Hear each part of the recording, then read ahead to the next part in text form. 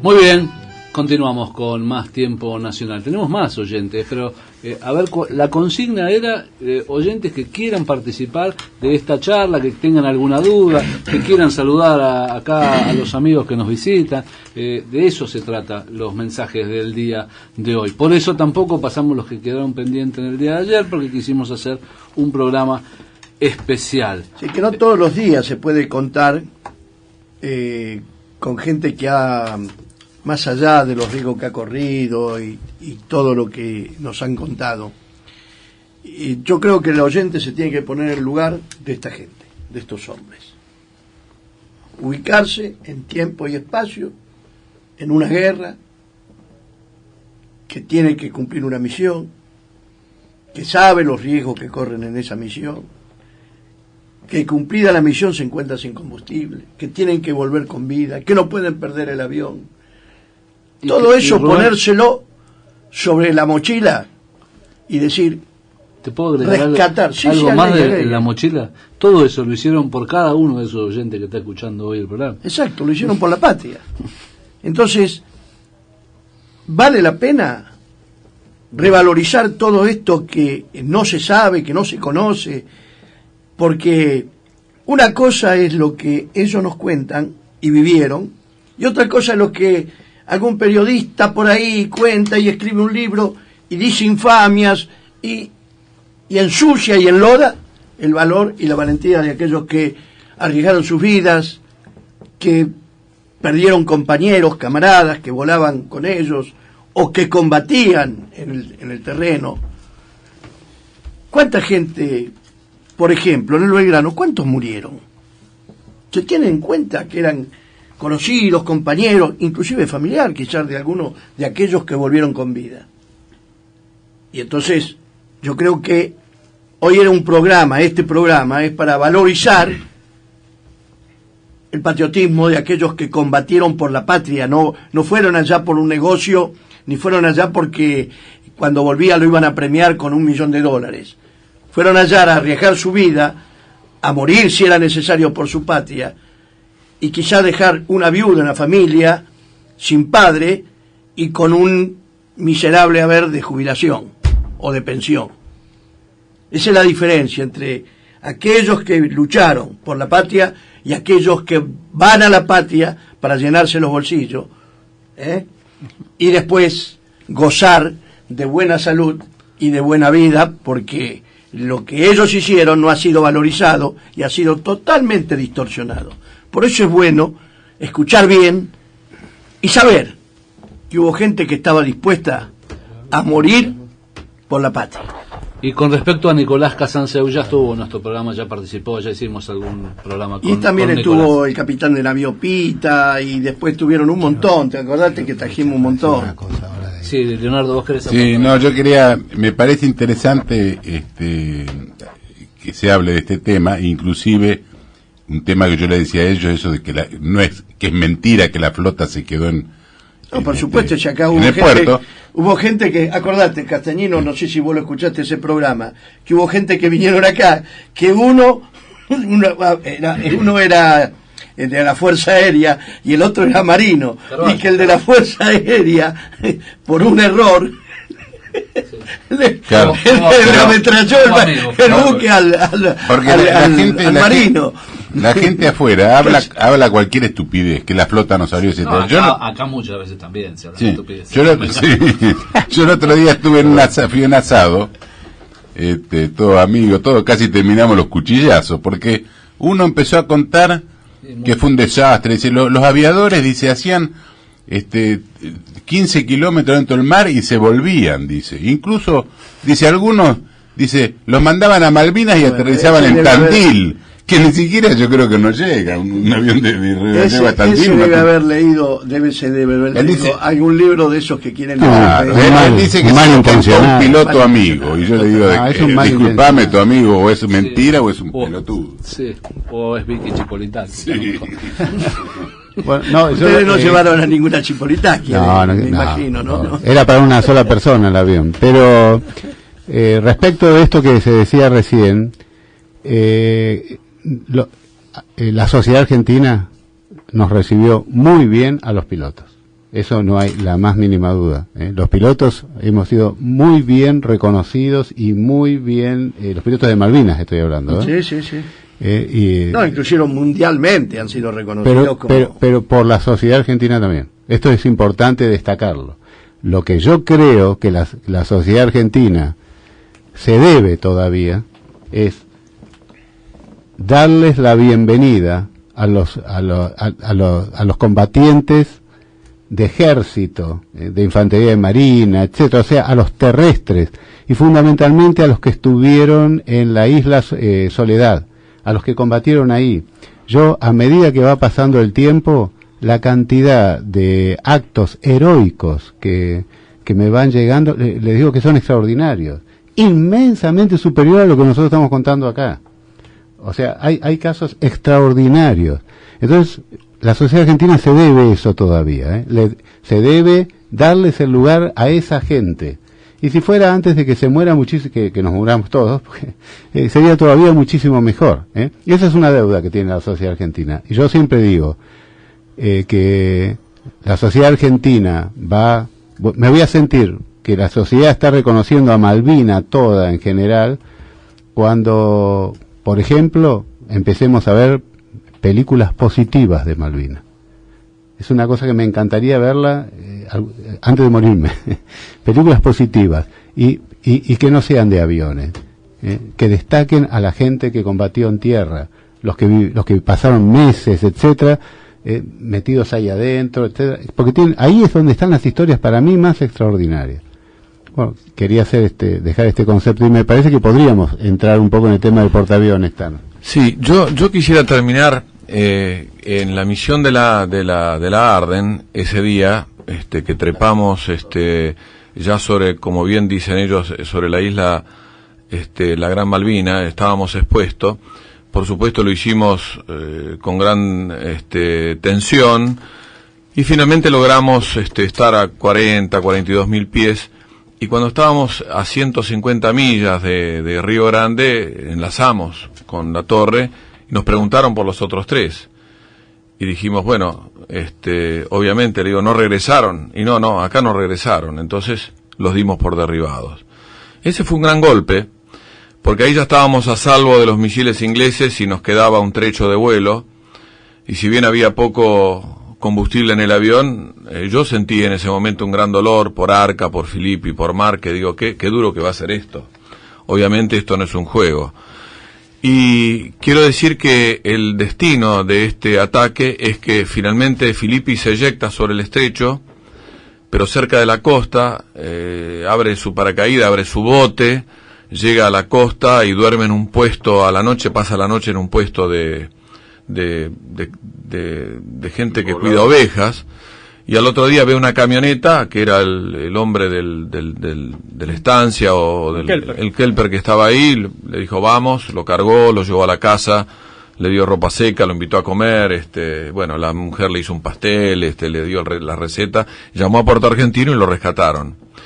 El caso de Arca es que el piloto, que después sabemos, los pilotos ingleses se comunicaron, los que derribaron estos 3 aviones, de los cuales uno de ellos falleció, el que bajó al teniente Márquez, se accidentó, le mandó una carta a la familia Márquez disculpándose, y a los 8 meses se accidenta en un vuelo de combate, de práctica en Gran Bretaña, y también fallece. Una cosa increíble, ¿no?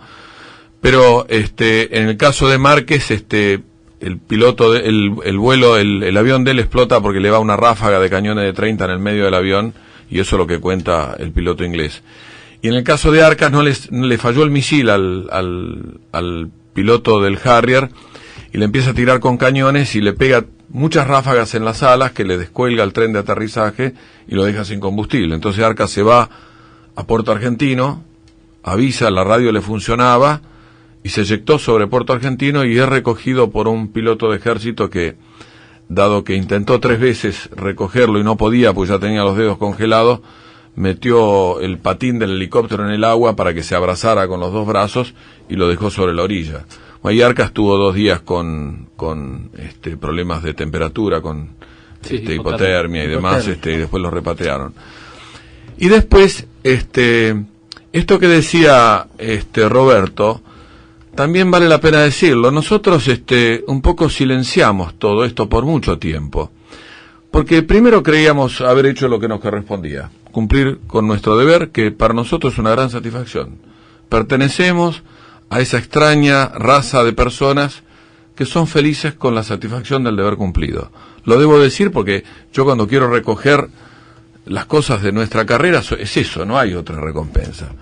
Es el hacer bien las cosas, y nosotros tuvimos la desgracia y la suerte de tener este desafío. Fue un desafío tremendo, pero también es el desafío moral de defender nuestro país, que no había habido cosas más allá de la independencia, de la guerra de la independencia, que, bueno, nos sentimos en cierta forma privilegiados. Pero no había espacio para hablar, para contar mucho, hasta que conocemos al comandante de la Arden. Eso me ocurrió a mí, estando en un college en Londres, justo el director de este college era compañero de él sabía que yo había estado en Malvinas, hasta que un día concertamos una visita, lo conocí, y después cuando yo volví, pedí que lo invitaran, y vino como comandante de la flota, era él, el almirante Alan West, único comandante de buque hundido que sobrevivió en la carrera, porque los demás se retiraron todos. Este hombre, por lo que soportó ese día, lo premiaron y siguió en carrera. Y me lo dijo él, ¿no?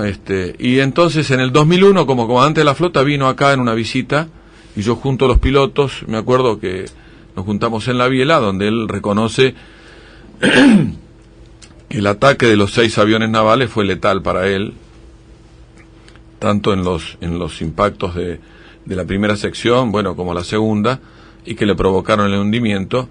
Y después vuelve también cuando ya asumió como jefe de la Marina Británica en el 2003, una visita un poco cortada por la guerra del Golfo, y volvimos a estar con él, y siempre con respeto, nos tratamos. La verdad que no es una situación cómoda para el comandante de un buque que lo hundieron. Pero sin embargo él habló y habló bien de ese día. Bueno, él soportó un fuego. ¿Bajas? ¿Tuvieron muchas bajas en ese...? Y sí, en eso nunca pensamos, pero andan los 23, 24 bajas. Son más 22 un montón bajas y 36 heridos graves. El promedio de las bajas era 29 años, que paradójicamente era mi edad durante la guerra. A mí me gustaría que cuentes eso de la flota. Bueno, esa fue la guerra que quisimos hacer. Por eso, digamos, ojo, acá nadie es beligerante. Yo creo que el espíritu de una fuerza armada es para evitar que una guerra ocurra, ¿no? El caso Malvinas se estudió muchísimo, porque se estudió en todas las escuelas de guerra del mundo. El último gran estudio lo hizo la Escuela de Guerra China en el 2013, y que hicieron un seminario de casi 2 meses, porque es un conflicto que tiene todo lo que no debe suceder. Si fue una crisis, el manejo de la crisis fue provocado o no que desembocara en una guerra, y la guerra contenía los 3 ámbitos, ¿no? El aire, el mar y la tierra. Es decir, pero también la enseñanza más complicada que tiene el conflicto de Malvinas es que fue una crisis que se podía haber manejado para no llegar a estas circunstancias. Pero nosotros ya estábamos en ese teatro de operaciones, y uno miraba, evaluaba. Yo tenía 30 años, pensaba tan bien como muchas personas que estaban decidiendo la crisis. Es más, con muchas de las decisiones no estuvimos de acuerdo. Pero ese es el espíritu, uno no sabe toda la información y cumple las órdenes.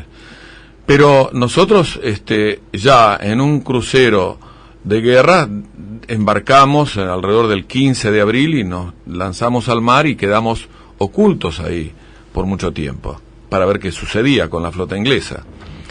Y se da que alrededor del 30 de abril, 1 de mayo, hay un grupo de la flota inglesa que se separa y se acerca a unas 100 millas al norte de Malvinas, donde se detecta que contiene un grupo de desembarco. Era un portaaviones, que era el Invencible, 7 destructores, el Canberra. Esta gente no tenía una marina expedicionaria, armó un montón de buques para esto, porque se jugaban en esta campaña a poder tenerla. Es decir, esto hay que decirlo, que la Armada Británica fue un gran socio de las intenciones de la señora Thatcher.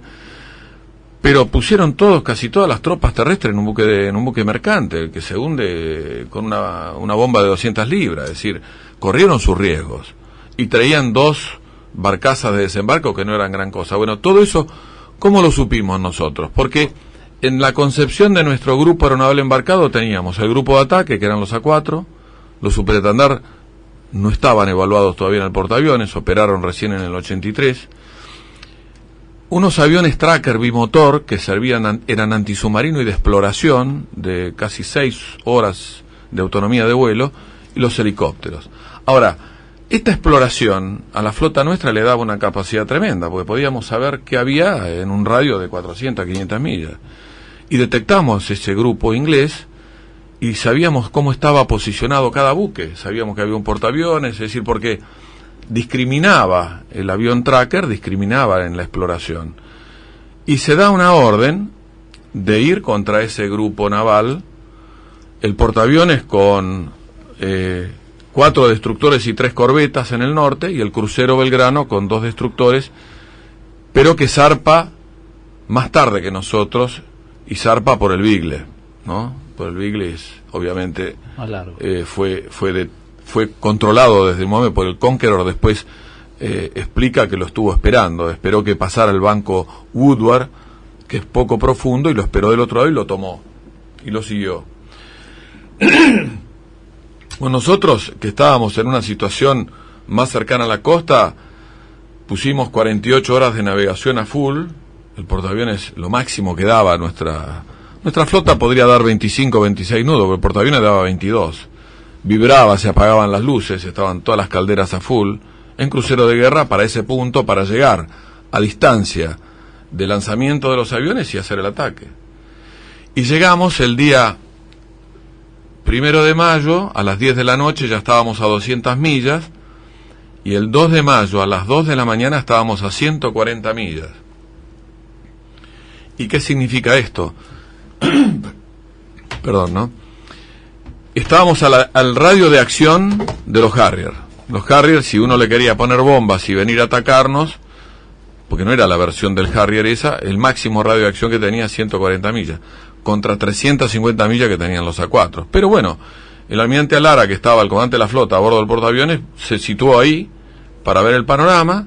Los tracker operaron día y noche, teníamos toda la situación de la flota inglesa, y la idea era hacer el ataque al amanecer del 2 de mayo. Ahora, ¿cuál fue la curiosidad del 2 de mayo durante la noche? Noche de luna, mar de aceite y 0 viento. Una circunstancia que era llamativa, pero que eso nunca dura mucho, así que no era... Así que algunos no durmieron, otros durmieron. El grupo que estaba designado para despegar al amanecer creo que durmió en la sala de prevuelo. Lo cierto es que a la mañana, bueno, estaban ustedes dos, ¿no? Yo me quedaba porque era señalero, los iba a recibir, si es que volvían. Aquí. Y lo curioso es que esto es muy largo, porque nosotros hablábamos con el comandante del buque, que era el almirante Sarcona, me acuerdo que venía a charlar con nosotros en la sala de pilotos durante la madrugada, y le decíamos: señor, ¿qué pasa con los submarinos? Me dice: los submarinos no están, aprovechen, hay que atacar cuanto antes. Así que la idea era hacer ese ataque, que no solo iban a ser los aviones, después estaban los destructores, que había dos nuevos, 2 modernos, que eran clase Sheffield, como el Santísima Trinidad y el Hércules. Había 2 clases Summer, que eran destructores de origen americano, y las 3 corbetas francesas, pero todas tenían 4 Exocet como artillería, lo cual no tenían lo mismo los ingleses en todos los buques. Así que nosotros dijimos, bueno, esta va a ser posiblemente una batalla naval decisiva, porque obviamente cualquier escaramuza podía causarle el daño que queríamos causarle a ellos, que era que no hicieran el desembarco, es decir, hundir el núcleo del desembarco. Y era factible, no era una utopía. Además, en las guerras navales, en estas batallas navales decisivas, que no hubo tantas, es muy difícil juntar 2 flotas a una distancia de combate, y sobre todo con portaaviones. No es el tema de si uno tiene un potencial de 3-1, 2-1, es muy azaroso.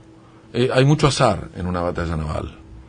Así que nosotros teníamos nuestra confianza de que eso se podía hacer, Y después, bueno, a la madrugada, la verdad que despegábamos solamente con 2 bombas y dijimos, bueno, ya que tenemos la iniciativa, esperemos, porque la meteorología daba que el viento iba a crecer, el mal tiempo venía. Así que al mediodía tuvimos el viento necesario para hacer el ataque y ahí se demoró el ataque.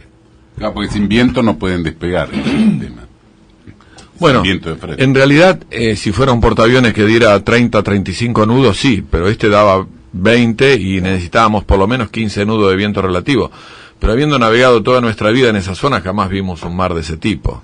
Yo digo, mar de aceite es cuando la capa del agua no está ni rota la tensión superficial, digamos, es lisa, ¿no?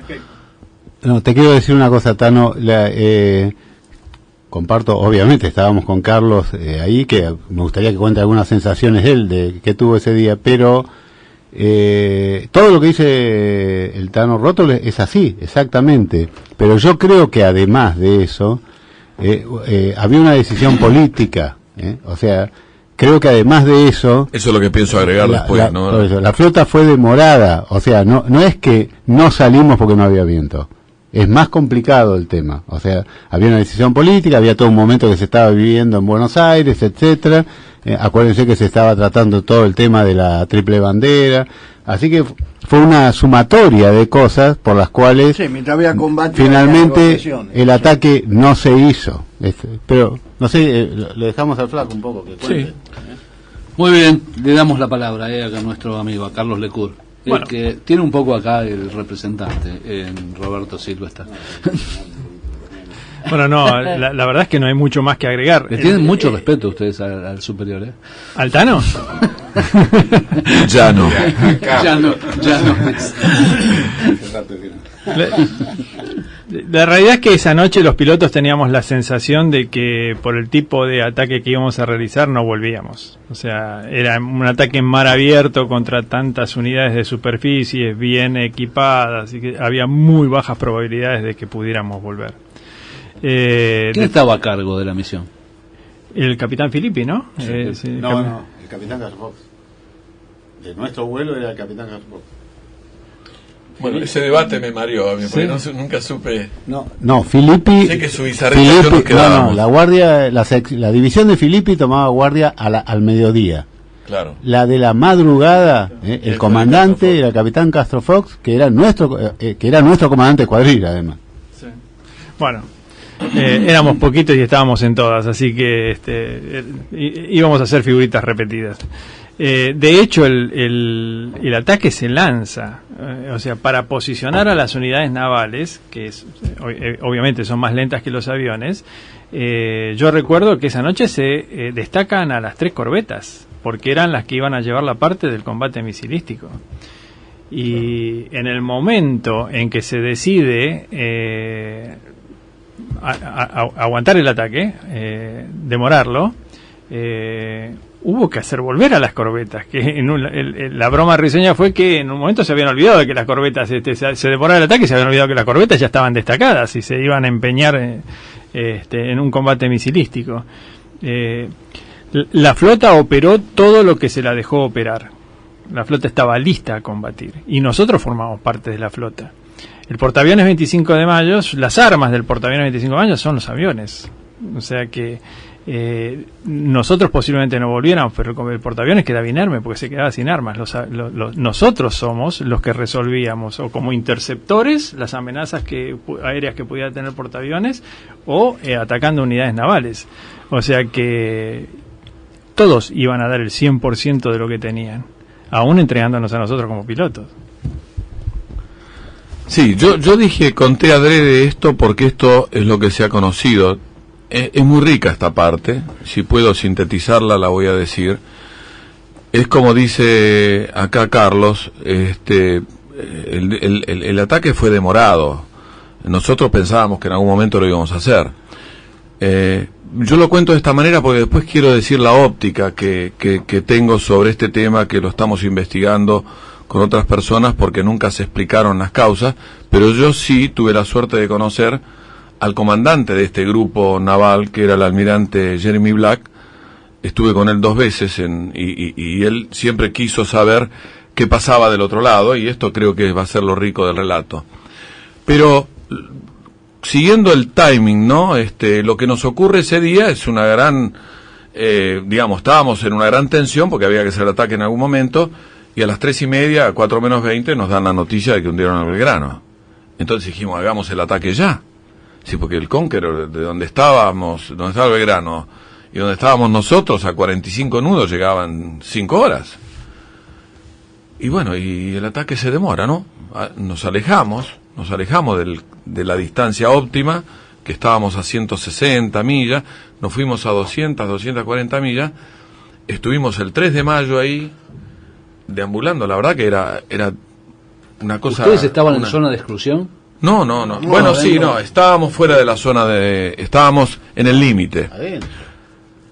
No, en realidad nos manejamos, lo que pasa que la otra parte, yo estuve viendo, sí, pero la otra parte tampoco estaba... No, correcto, pero estábamos correcto, estábamos adentro, estuvimos adentro, después posiblemente en la noche estuvimos adentro, claro. Sí, porque ya estaba la decisión tomada. Pero eso, yo quiero decirles esto, porque es distinto.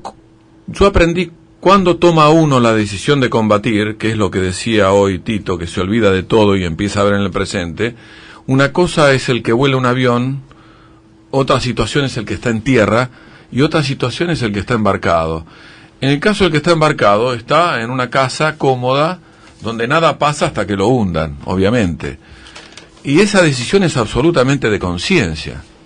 Y la flota, toda la flota, porque uno lo digo porque nosotros volábamos sobre la flota todo el tiempo en la versión interceptor, porque siempre había ecos, radar, y pasaba, sobre todo el 1 de mayo, que pasaban los aviones de la Fuerza Aérea, no estaba coordinado y los interceptábamos y le deseábamos suerte, pero la flota era un reloj en ese aspecto. Ahí todo el mundo había tomado la decisión de esa batalla, que podría haber sido bastante complicada, ¿no? Varios buques hundidos. La infantería de Marina fue una de las últimas en presentar combate. Digamos, bueno, eso es lo que ocurrió en tierra. Hasta la noche anterior. Sí, pero sí, fue parando el relato acá, lo que nosotros vimos es que, claro, yo quiero matizar con algunos ingredientes que son políticos, ¿no? A las 2 de la mañana llega a la Junta, de parte del presidente Belaúnde Terry, un fax donde le dan los 10 puntos de negociación que aceptaría la señora Thatcher, y el primer punto dice cese total de todas las hostilidades. Entonces se ve que hubo una duda en la conducción político-estratégica del conflicto, porque la orden de atacar permaneció hasta las 8 de la mañana, pero después la demoran. Es como que al principio no creyeron, y después creyeron y pararon. Pero después sucede algo insólito, que es el hundimiento de Belgrano. Pero eso tiene que ver con otra historia, con la historia de la señora Thatcher. Claro. Que la señora Thatcher no estaba solamente en tren de salvar el honor inglés, estaba en una campaña personal de recuperar militarmente las Malvinas por un problema de su partido político y de su reelección. Y eso no lo dijo explícitamente. Ella jugaba que siempre que se iba a parar en algún momento el conflicto, en realidad no lo paró nunca. ¿Y por qué hunden al Belgrano? Bueno, porque una de las preguntas, ahí hay un relato, que ese día 2 de mayo, era domingo, ella invita al comité militar a almorzar en su casa de campo, a analizar la situación, y una de las primeras preguntas que hace es ¿por qué la flota argentina se nos vino encima? Entonces el almirante que estaba ahí le dice, mire, dice, ¿no tenemos acaso submarinos nucleares? Bueno, pero, dice, el submarino nuclear no ha sido probado todavía. A veces hay que demostrar la capacidad para que tenga una disuasión. Bueno, entonces, úsenlo. Y ahí es donde viene la idea de hundir a Belgrano. En realidad, hundan al portaaviones, pero el Splendid, que era el otro submarino que estaba, nunca nos pudo tomar, porque nosotros estuvimos perdidos en el mar por casi 20 días. En cambio, al crucero lo habían tomado. Entonces, lo único que tenían era el crucero. Y por eso el comandante del Conqueror pide 3 veces instrucciones, porque el crucero se estaba también alejando, lo mismo que nosotros, y le dice, ¿pero por qué bueno, tiene que hundirlo? Bueno, pero se está alejando. Tiene que hundirlo o espere no sé qué tiempo. Y él le dice, si se acerca al banco Woodward lo voy a perder. Y ahí es donde se acelera el proceso y le dan la orden de que lo hunda. Pero entonces, fíjense lo que ocurrió en la historia de la guerra naval.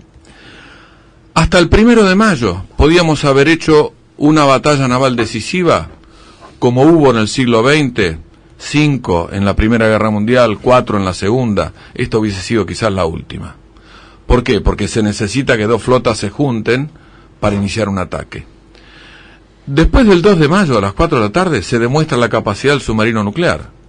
Claro, es letal, y además el submarino alcanza velocidades de hasta 50 nudos bajo el agua, cuando que los buques en un siglo no evolucionaron más allá de 35 nudos. Pero el 4 de mayo se demuestra la otra capacidad, que es el lanzamiento de un misil mediante un avión de ataque, y que en realidad no solo fue una gran capacidad, fue casi la sorpresa tecnológica de este conflicto. Es decir, si la Argentina hubiese tenido los 14 aviones y todos los misiles, no volvía ningún buque a Inglaterra. No, porque sorpresa tecnológica es aquella que en una batalla alguien me sorprende con algo que yo no lo puedo suprimir en ese momento, no tengo cómo pararlo. Como fue el caso de los ingleses que pusieron en uso el radar durante la Segunda Guerra Mundial y destruyeron la flota italiana, porque no se peleaba de noche, y con el radar se metieron de noche y la anularon, que era la flota más potente que había en Rótolo, déjeme hacerle una preguntita a alguno de sus amigos, a Roberto Silvestre, por ejemplo. ¿Cómo, después del hundimiento del Belgrano, cambió la guerra? Cambió el enfrentamiento, o sea, cambió hasta la... Bueno, no había, creo que es el final de cualquier posibilidad de una triple bandera o de algo. Sí, de acuerdo, va. O sea, exactamente, sí, cambió tanto que es el final de cualquier otra. Correcto. ¿Y el ánimo de ustedes? No, ¿qué pasó después de enterarse? Se hundió el Belgrano. No, cuando hundieron el Belgrano, hablando de ánimo, cuando hundieron el Belgrano y nosotros vimos que el portaaviones empezó a recibir órdenes de separarse del teatro de operaciones, todo el grupo aeronaval embarcado pedimos que una vez que se definiera si el portaaviones iba a quedar o no en operaciones, que nos desembarcaran, porque queríamos combatir. Estábamos desesperados por operar. O sea, pero el portaaviones se corrió hacia la costa, pero por una orden superior. Correcto. Ustedes lo sabían de entrada que querían combatir, pero después del hundimiento del Belgrano no quedó ninguna duda. Es más, propusimos hacer el ataque a esa hora. Podíamos hacerlo. No, está bien. No. Pero estaba demorada la orden del ataque, obviamente, ¿no? Bueno, pero después pasó. Eso pasó, pero nosotros tuvimos que estar unos días más en el portaaviones, porque éramos el grupo aéreo del portaaviones, sabiendo que se iba definiendo que la flota se la iba a conservar en la figura que se llama flota en potencia. Entonces, todo el grupo aeronaval embarcado, no solamente nuestra escuadrilla, lo único que esperábamos era el momento que nos dijeran baje y vaya a combatir. Tal es así que creo que nosotros bajamos el 10 más o menos, entre el 8 y el 10 de mayo, y el 12 ya estábamos con nuestra escuadrilla, con los 8 aviones, los 12 pilotos, con todos nuestros mecánicos, a full para entrar en combate en Río Grande. Así que no, el hundimiento del Belgrano, bueno, qué mejor forma de decir lo que causó para nosotros el hundimiento de Belgrano que el ataque de los dos superetandar de Bedacarrás y Mayora al Sheffield. O sea, una respuesta más rápida en este caso de la aviación naval y de la Armada Argentina no podía haber habido. No nos olvidemos que los aviones que hunden al Sheffield son de la misma institución que perdió el Belgrano. Así que yo creo que la respuesta de toda nuestra institución fue esa. Aquí estamos, en 48 horas te destruimos nosotros también algo a vos. Sí, y lo del Sheffield es importante porque el Sheffield era el que le daba el nombre a la clase Sheffield, era el número 1, destructor tipo 42. Y era la respuesta tecnológica en el mar que los ingleses aportaban en la NATO para teóricamente parar los aviones rusos en un potencial conflicto en el Atlántico Norte. Y la aviación naval le manda al fondo del mar al líder de esa clase. Uh-huh. Ahí supongo que dejamos de ser los Argy para ser los pilotos argentinos. A ver, para quien no lo sabe, ¿cuál es esa calificación que daba? Argys, sí. Es el despectivo de argentinos. Correcto. Es la prensa amarilla de Londres, nos decía Argys, ¿no? Es los diarios y así. Después está la... ¿Cómo le diríamos? Dicen que el Invencible es una réplica. No, bueno, ahí voy a hacer un aporte cortito con el almirante Black. El almirante Woodward se queda con el Hermes y el resto de la flota bien al este, y al almirante Jeremy Black lo pone, que era comandante del Invencible, lo manda a esta maniobra que se frustra, obviamente, no hacen el desembarco el 1 de mayo. Bueno, yo lo conozco estando en un programa de intercambio en una base americana en Norfolk en el año 90, en una reunión social, me lo presentan y él me mandaron a decir si tenía ganas de hablar con él. Y digo, por supuesto, nunca había hablado con un argentino y menos uno que hubiese estado del otro lado del mar esa noche, ¿no? Y hicimos una conversación muy larga. Él me preguntó muchísimas cosas y yo también. Y después, cuando estuve en Londres, me pasé un día con él, con la familia en la casa de él, y ampliamos un montón de detalles. Pero yo quiero mencionar 2 o 3. Él me decía, bueno, ustedes, si me atacaban ese día, yo le había puesto 4 destructores clase Sheffield en el camino. Le digo, pero ¿cómo? ¿En la línea recta? Le digo, pero nosotros teníamos los trackers que nos hacían guiado, es decir, no íbamos a pasar por ahí, porque el avión nos guiaba, es decir, tenía radar y decía, bueno, por ahí nos daba los vectores para no pasar por ahí. Me dice, bueno, entonces, ¿qué hubiese pasado? Y le digo, pero ustedes tenían casi todas las tropas en un buque mercante y ese era mi riesgo. Le digo, ¿por qué no se retiró de esa zona? No me dejaban. El almirante Woodward me dijo que me quede ahí. Claro, esto me hace pensar que había una certeza de que había alguna trampa en la negociación que nosotros íbamos a tomar, digamos, que la gente que manejaba estratégicamente este tema y políticamente iba a acceder.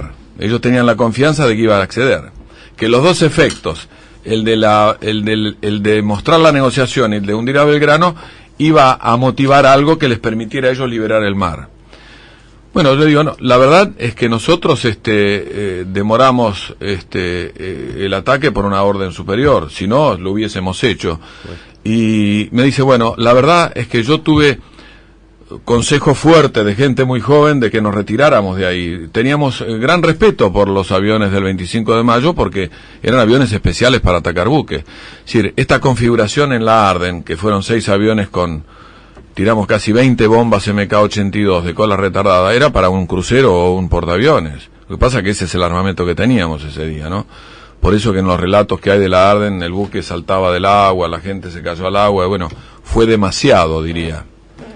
Rótolo, lo voy a interrumpir un segundo. Déjeme, ¿vos querés hacer una pregunta? Sí, no, lo que quería aclarar que a mí me da la sensación que todo eso de la Thatcher y la Undeterri y la Junta, que fue todo un engaño inglés que están muy acostumbrados a hacerlo durante siglos, digamos, ¿no? Bueno, pero esto ya es historia. Esto fue dicho por senadores laboristas del Parlamento inglés, que ella manejó este conflicto para beneficio de ella. No, según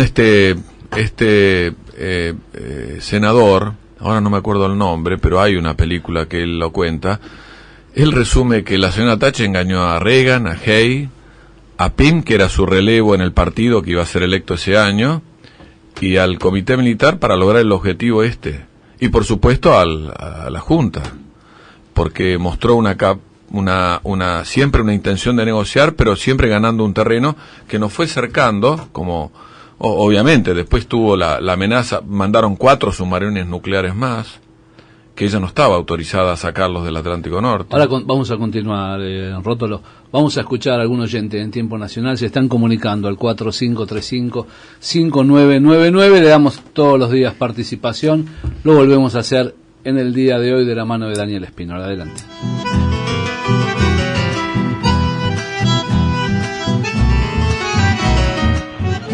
Sí, Giovannini, le habla el amigo de Cañuelas. Yo quería preguntarle si no le molesta si es que pudieron o los dejaron desfilar a los excombatientes de Malvinas el 25 de mayo, que había escuchado un comentario que no querían que desfilen. Por lo tanto, cuando escuché eso, decidí ni siquiera ver el desfile, porque realmente me sentí muy mal. Desde ya agradecido, Giovannini, como siempre, su programa es el mejorcito en esta hora. Giovannini, buenas noches a todo el equipo de ahí de programa. Mientras esos muchachos de Malvinas luchaban para nuestra patria, acá prácticamente no nos dábamos cuenta que estábamos en guerra, había partidos de fútbol, todo eso es un país, somos un país bananero nosotros. Mientras que quedaron muchos en la Malvinas, nosotros acá festejamos un partido de Boca, River y todos los demás equipos. Es una vergüenza nacional, eso fue. Hay que rendirle un gran homenaje, que todos los días esta gente tenga su espacio. Los saluda a los héroes de Malvinas, Jorge de Ballester.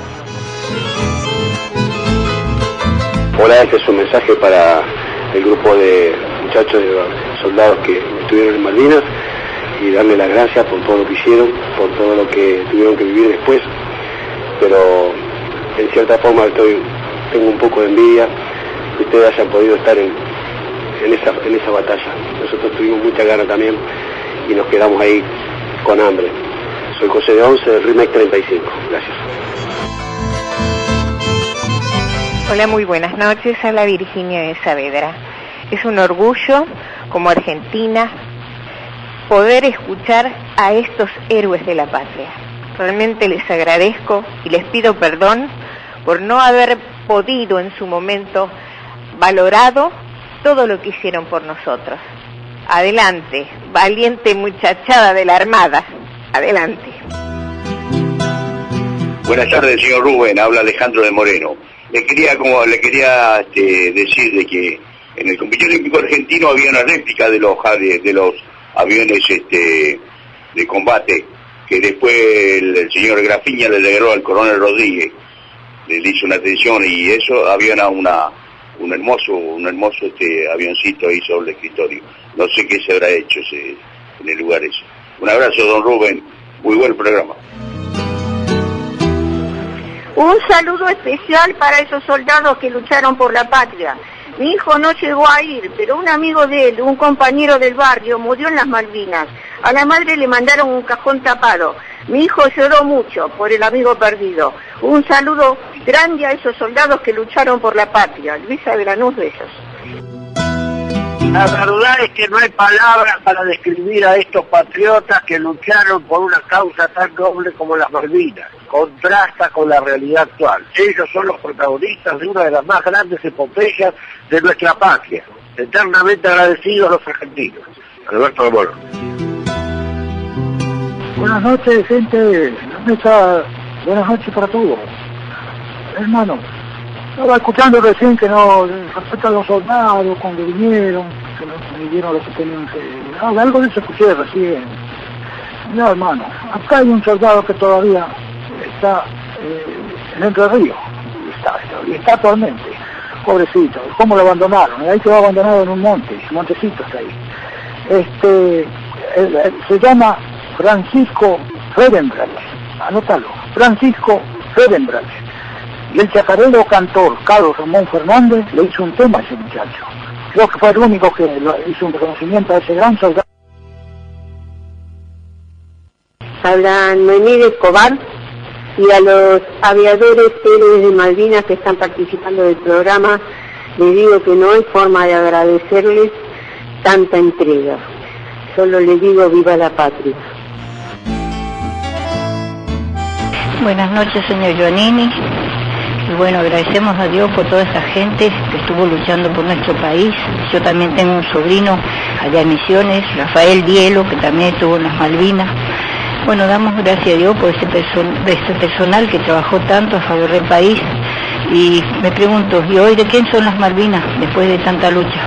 Aurora Verazategui, buenas noches, gracias. Saludo a toda la gente que está ahí con ustedes. Buenas noches, compañeros y amigos.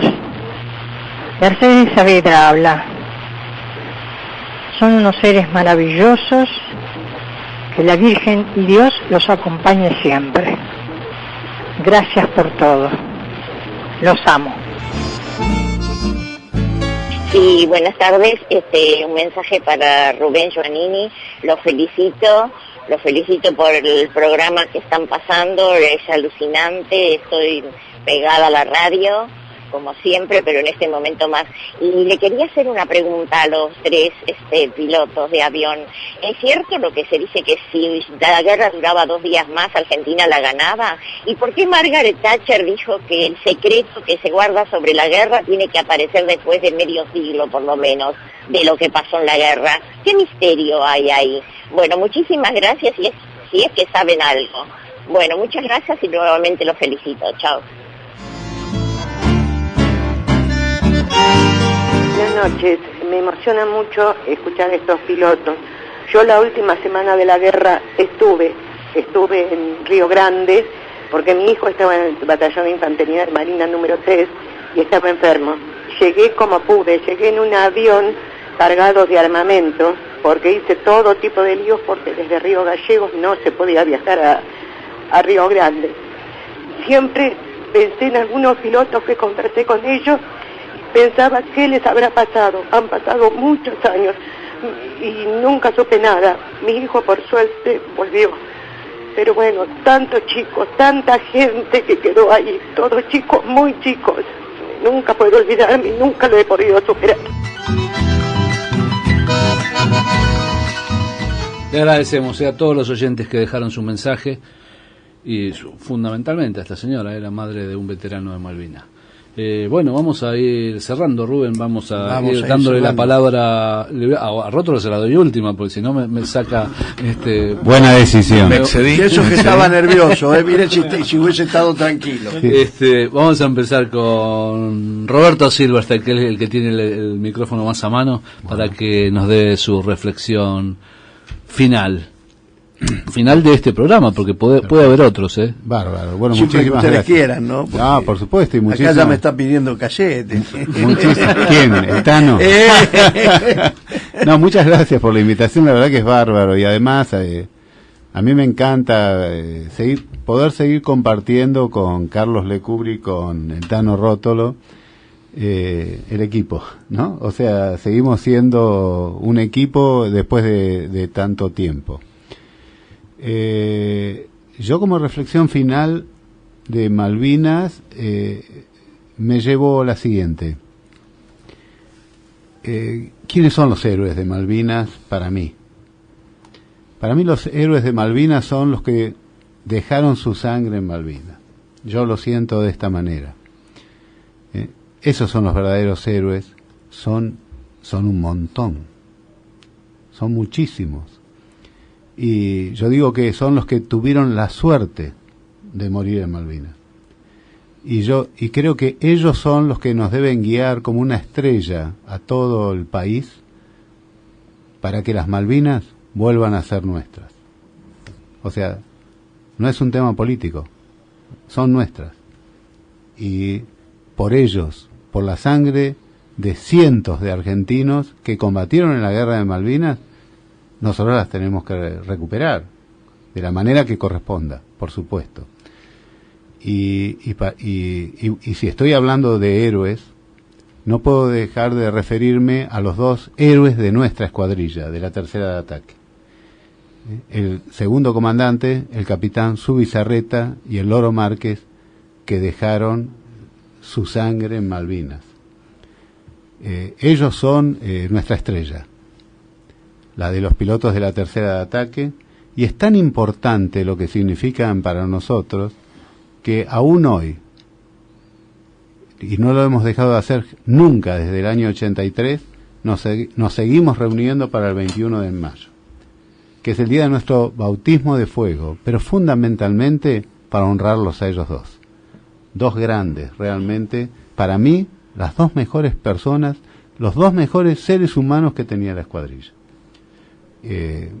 Bueno, les agradezco que me dejen cerrar recordando a nuestros héroes, a los héroes de la tercera de ataque. Gracias, Roberto Silverstein, el inglés de ahora en más. Y ahora vamos a hablar con el francés, con Carlos Lecour.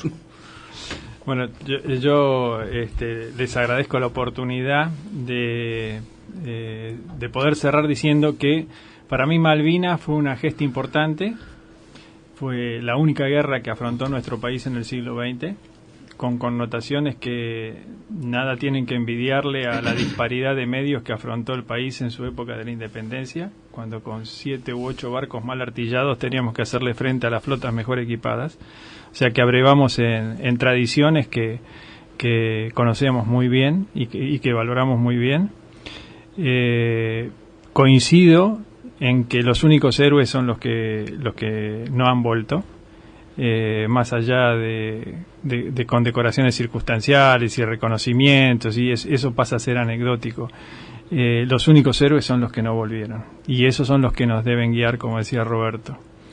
Espero que el país algún día alcance su capacidad de desarrollo de manera tal que las Malvinas pidan formar parte de la Argentina.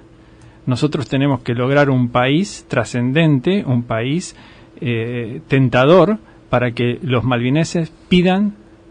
No los podemos obligar. Ellos tienen que pedir ser parte de la Argentina, y nosotros, haciendo los deberes que corresponde, podríamos lograrlo. En el marco de la paz, que es el marco de realizaciones de todos los ciudadanos. Es algo que no debemos perder. La paz es algo que nos merecemos. De nuevo, muchas gracias por haberme invitado. Por favor, gracias a ustedes, a Carlos Lecur en este caso. Y ahora sí, cerramos con el señor Rótolo, el líder de la cuadrilla. Y nosotros nos vamos yendo y él sigue hablando. Adelante, amigo. Yo le dije a Leonardo que lo del 1 de mayo no era para esta charla, porque se hace, eso sí que lo hace largo. Y bueno, pero como yo les contaba, nosotros con el tiempo vamos rescatando otras cosas más que las acciones. Finalmente hoy hablamos de la historia de las acciones. Yo quiero, desde ya coincido con los reconocimientos de Tito y el Flaco acá, porque nosotros nos unimos mucho, hubo un equipo que funcionó mucho en esta unidad, consustanciado por los pilotos y casi 90 hombres del personal, que eran los mecánicos, que nos despedían, y yo sabía, más de uno nos decía, si hubiera un lugar yo lo acompañaría, señor. Es decir, nosotros contamos lo que hicimos, pero eso era una punta de lanza de todo un sistema que estaba detrás nuestro, que nos comprometía y que no queríamos fallarle, que fue ese gran equipo que fue esta unidad. Lo mismo pasó en otras unidades y pasó mucho en la Fuerza Aérea y en los buques. Esto se dio en toda circunstancia, pero en la nuestra en particular, por ese relato inicial de que nosotros nos movió una determinación de tener algo para estar listos por si realmente esto caía en un conflicto, y cayó, y por suerte lo logramos.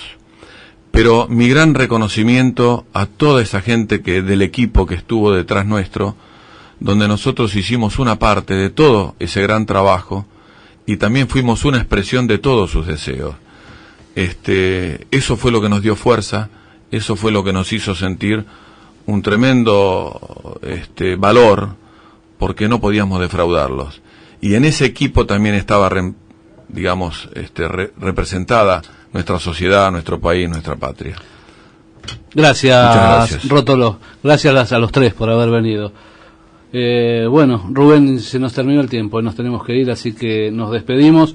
Yo quisiera también cerrar diciendo que sí, los héroes verdaderamente son los que quedaron allí en Malvinas, y ojalá como país estemos a la altura de ellos algún día. Nos reencontramos el lunes. Esto fue Tiempo Nacional, programa especial. Gracias, Leonardo, también por haber traído a estos tres veteranos de Malvinas, al inglés, al francés y al Tano. Y el otro Tano a la lechería. Tengan todos muy buen fin de semana. Quédese como siempre en AM650 Radio Belgrano. Ya llega la danza de la fortuna. Hasta mañana.